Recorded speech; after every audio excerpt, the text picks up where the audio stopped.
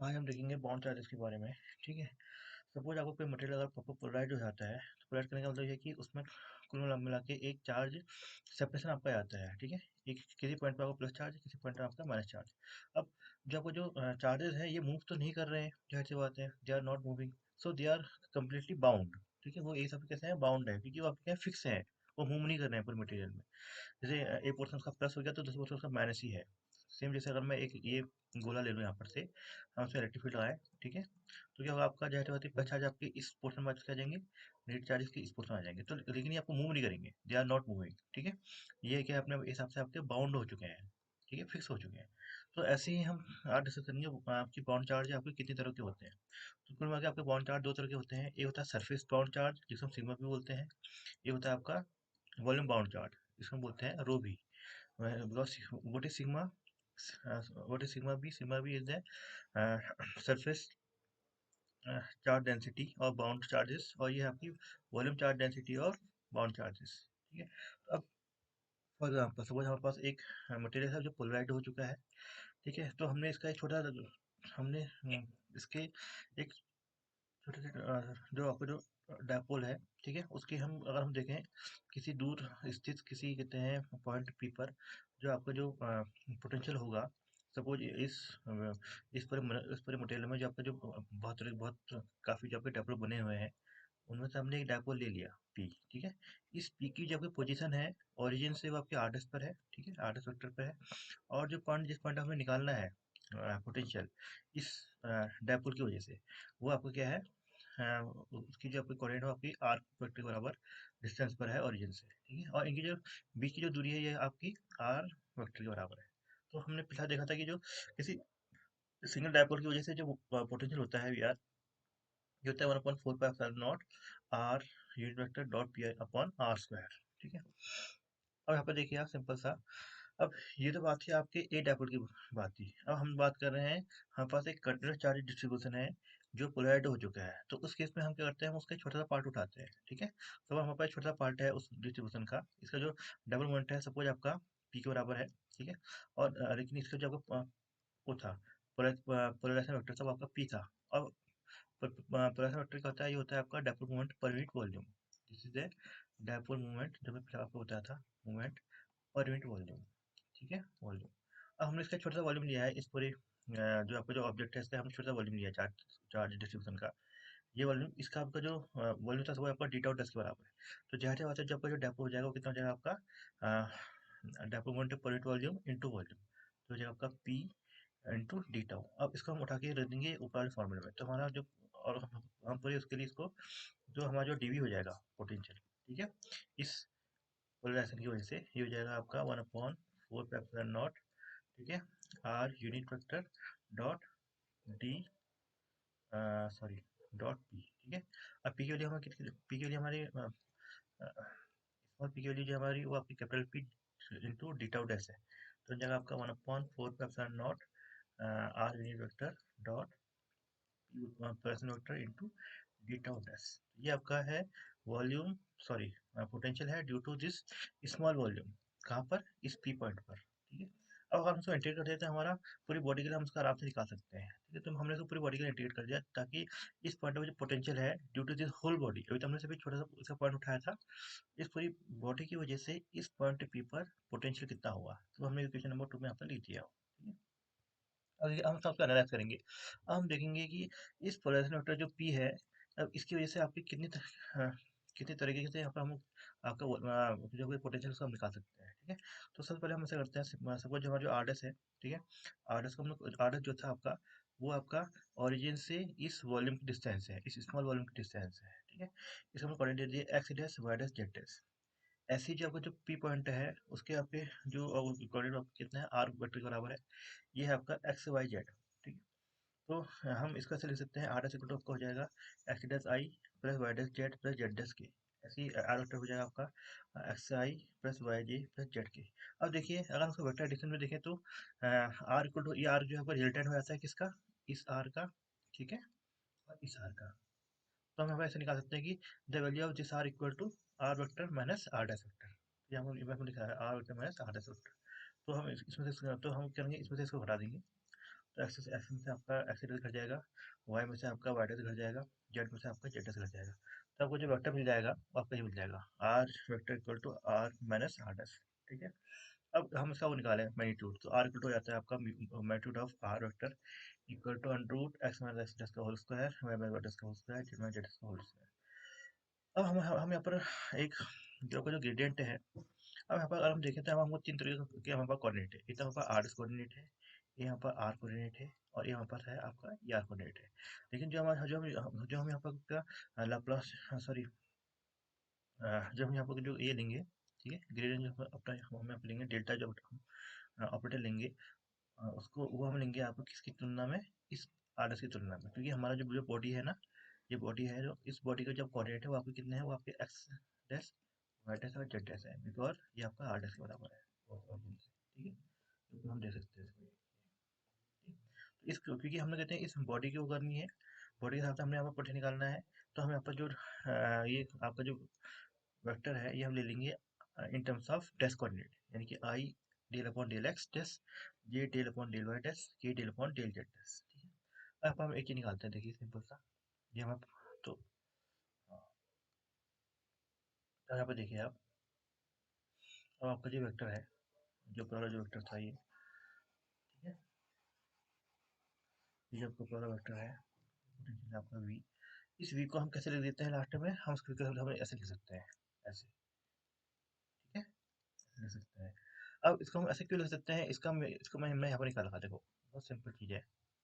देखो, हम अगर डेल डैश वन पर आ निकाले, देखो, तो डेल डैश अगर यहाँ से दिखे ना, यहाँ से इसको देखें, जो आपको दिखाता हूँ मैं आपको, तो ये आपका है वी इक्वल टू कितना है, वी इक्वल टू यहाँ पर है आपका आर, मैं यहाँ पर लिखता हूँ, वी इक्वल टू हमारा था यहाँ पर, हमारा था आपका 1/4 पाई एप्सिलॉन नॉट, ठीक है, हमारा था आपका r unit vector dot p, ठीक है, upon r, this is d dot s, ठीक है।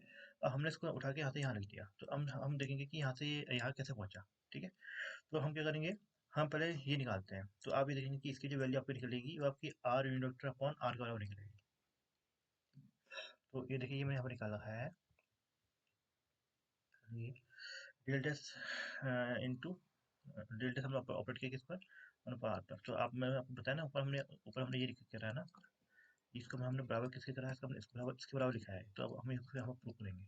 तो देखो, तो इसका जो डेल डैश का हम लिख सकते हैं, देखो i del upon del x dash, del upon del y dash, del upon del del del del del z dash, ठीक है।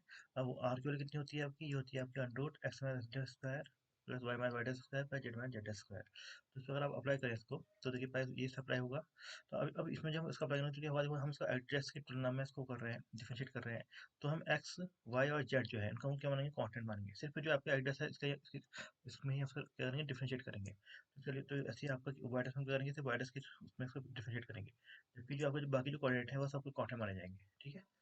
तो ऐसे जेड में आपका कैसे होगा, फिर जेड के हिसाब से उसको डिफरेंशिएट करेंगे, बाकी कोने आपके क्वार्टर माने जाएंगे, तो इनके लिए आपकी आ जाएगी आई अपॉन, देखिए ये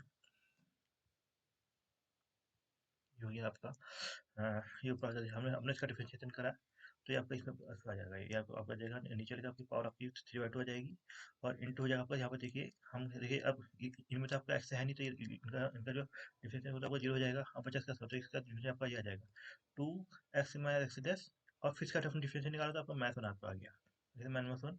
ऐसे ही हम इसको निकाल सकते हैं, डिफरेंशिएशन आप आराम से कर सकते हैं, इसको कोई नई चीज़ नहीं है, ठीक है, डिफरेंशिएशन आप आराम से इसका निकाल सकते हैं आप। पर आपने बस ये ध्यान दीजिएगा कि अगर हम जेड एक्स की तुलना में इसको डिफरेंशिएट कर रहे हैं, तो आप बाकी जो आपके जो एक्स एक्स डैश और जो आपके वाई वाई डैश हैं, जो आपके टर्म में यहाँ पे जो क्या हो जाएंगे, इनका जीरो ले लेंगे यहाँ पर से, ठीक है, ठीक है।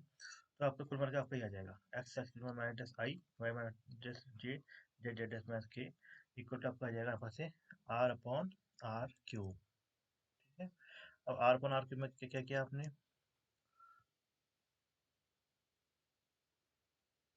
और यहाँ पर थोड़ा गड़बड़ हो रहा है, आर क्यूब हो गया आपका, ठीक है, फिर आपने आर से क्या किया, आर से आपने आर का यहाँ से कैंसिल कर दिया,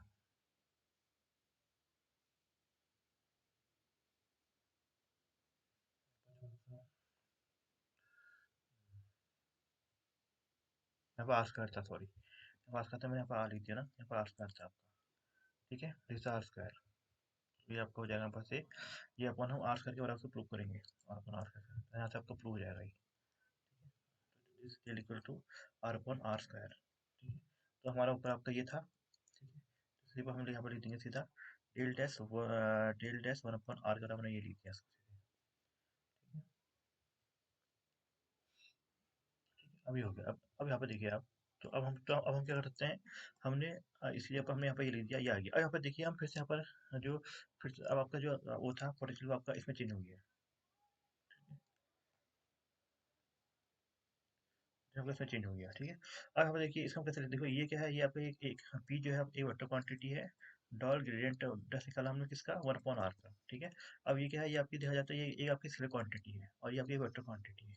ठीक है, जो कि आपका इसके बराबर है, इस वजह से। अब यहाँ पे देखिए, अब हम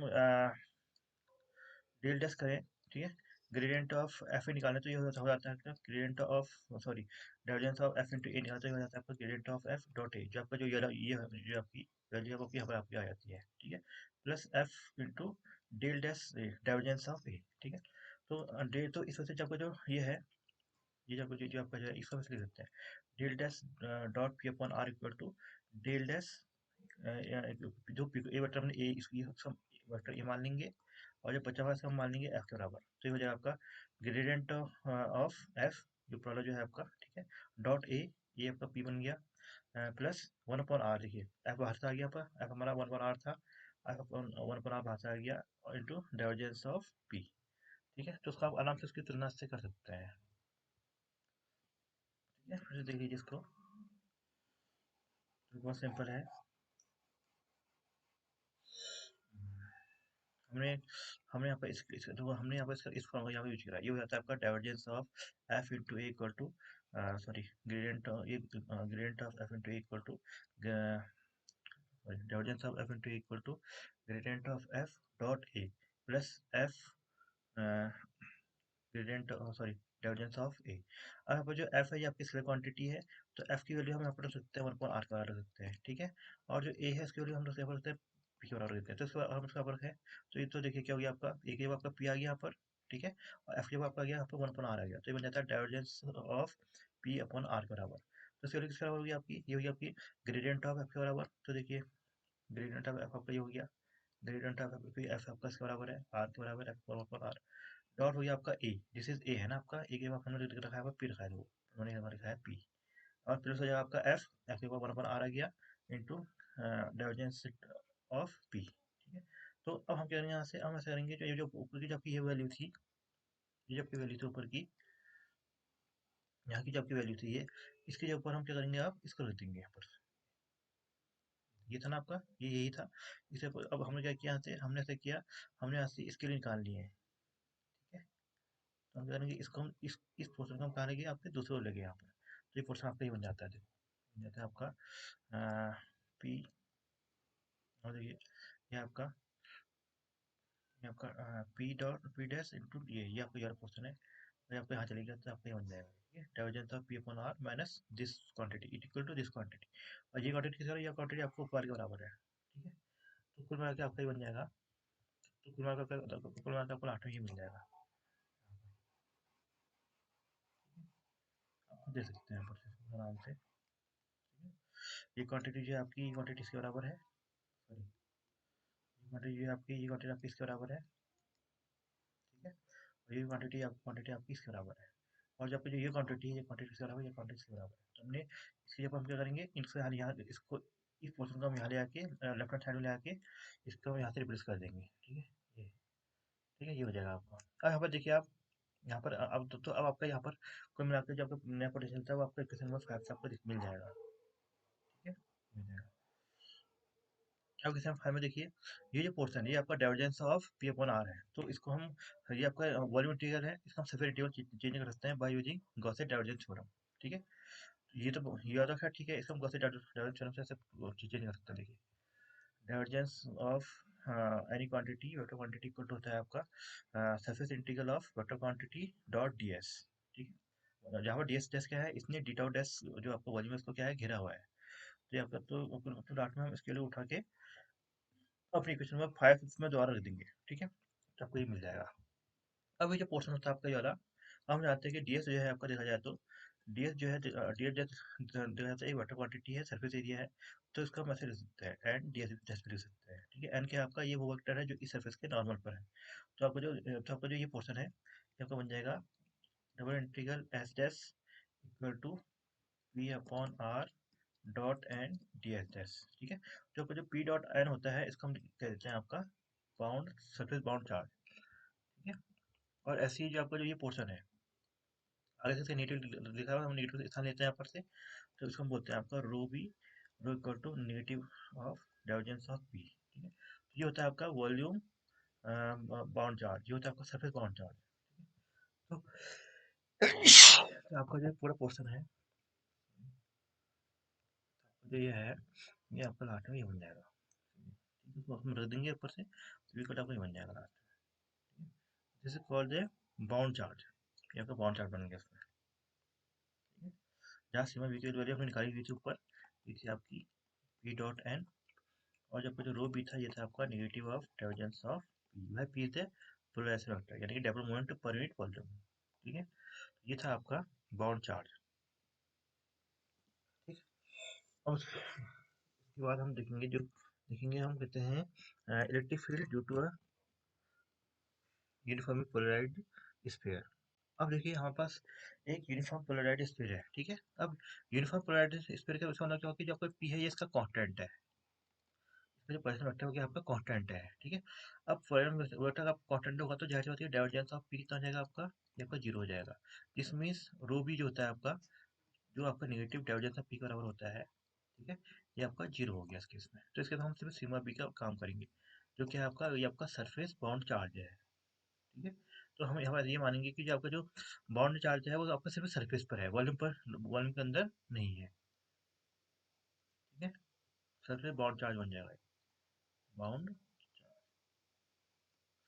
यहाँ पर देखिए सपोज हमारे पास एक गोला है, स्फीयर है, यूनिफॉर्म पोलराइज्ड स्फीयर है, ठीक है। और इसमें जो पोलराइजेशन की जो आपकी डायरेक्शन है वो डायरेक्शन हमारे बाहर को है, पी आपका बाहर को है, ठीक है।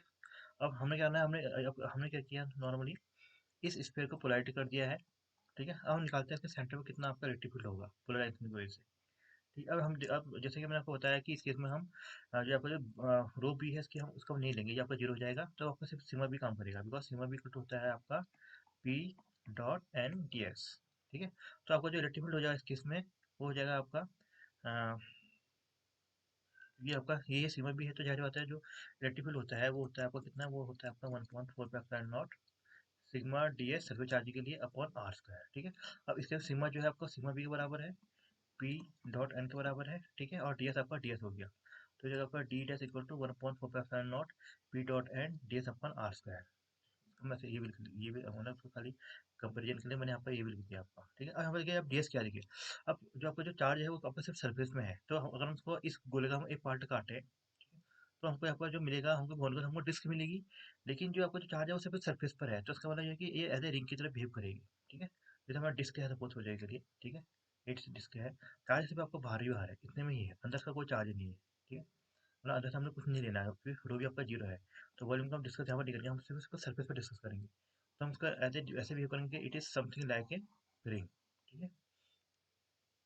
तो अब इस रिंग की वजह से हम वो निकालते हैं चार्ज। अब देखिए इस रिंग का कितना होगा, इस रिंग का जो आपका वो है एरिया है वो कितना होगा, वो हमें यहाँ पे देखिए सिंपल सा, सपोज आपका जो स्फीयर का जो वो है, स्फीयर का जो कहते हैं रेडियस है वो आपका आर के बराबर है, ठीक है।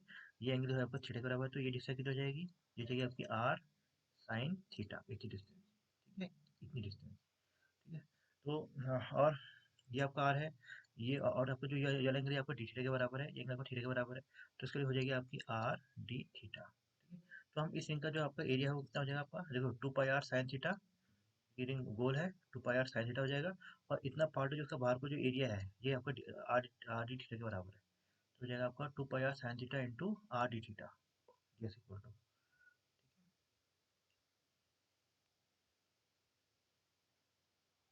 ठीक है। यहाँ पर तो यहाँ पर लिया हुआ है दिस इक्वल टू है आपका 2 pi r sine theta into r d theta, 2 pi r square sine theta d theta.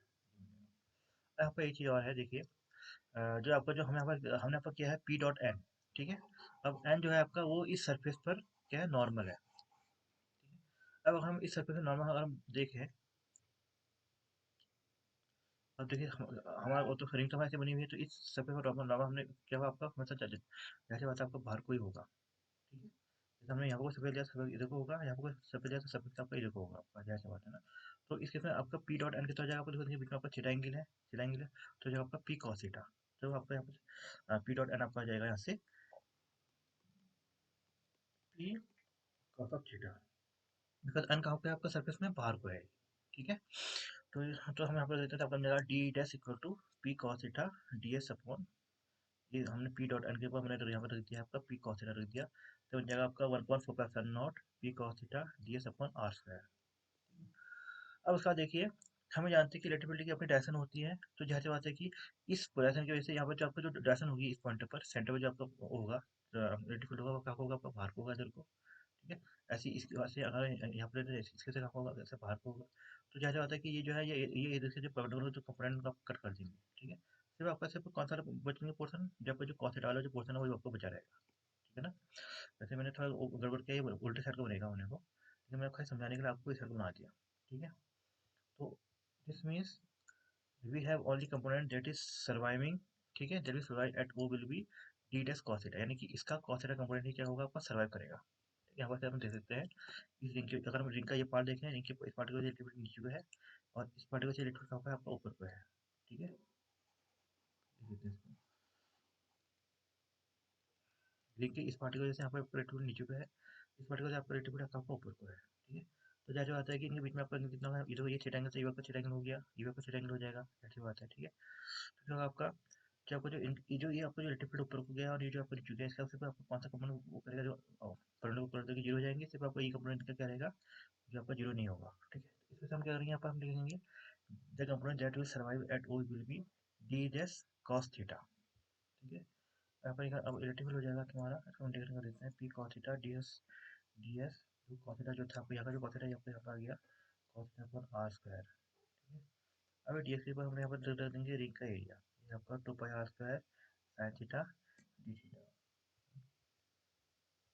तो लिखेंगे इसको, तो ये आपका बन जाएगा ये पूरा जैसे हम देख सकते हैं, यहाँ से देख लेते हैं कॉस थीटा आपका अंदर cos theta into cos theta आपका कॉस स्क्वायर आपका ये आ गया, फिर आपका ऐसे आ जाएगा नीचे, ठीक है।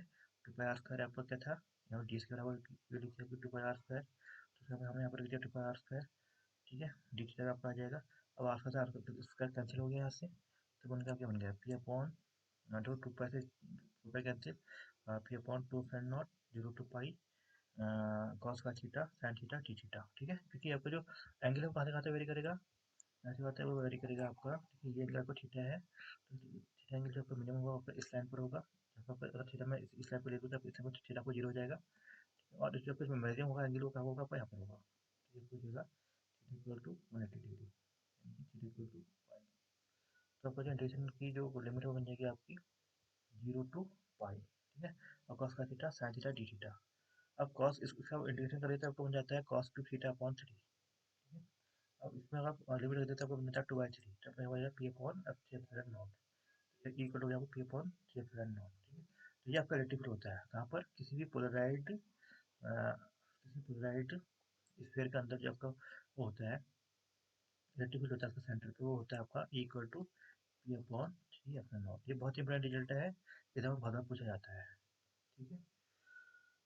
तो फिर से थैंक यू फॉर लिसनिंग।